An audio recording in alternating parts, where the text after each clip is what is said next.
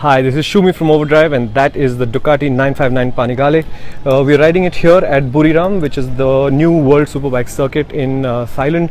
And let me just give you a quick idea of what is in the motorcycle. So that fairing, exactly the same as the Panigale 1200, no change at all. The geometry, same as the 899 in the front, no change at all. On the wheelbase, it's slightly longer because they've taken the swing arm pivot and moved it down, so it gives it a longer wheelbase, allows the bike to find more traction. Big changes primarily in the electronics, the equipment and the engine areas. So you've got a new slipper clutch, you've got a engine that is now 955cc, makes 157 PS and makes 8% more torque. More importantly, it makes torque right across the rev band, so this is an easier motorcycle to ride with an especially big gap to the 899 in the mid-range. It's about between 5 and 8,000 RPM. To quickly show you what the meters do before I talk about how the bike feels to ride, we've already had three sessions on this motorcycle.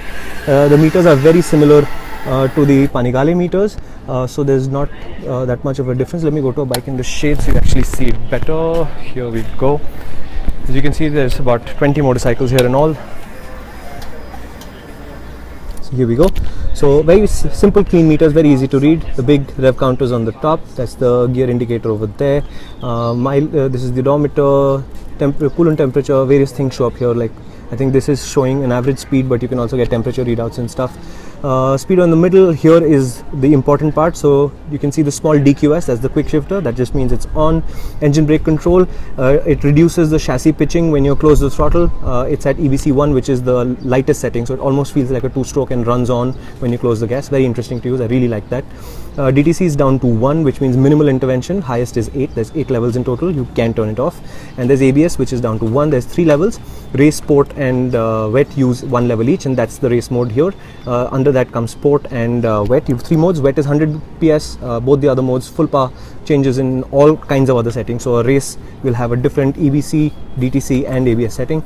Of course, you can memorize your own personal settings and leave them, so your race mode can be different from the stock race mode. Since we're right here at the front end, let me also show you.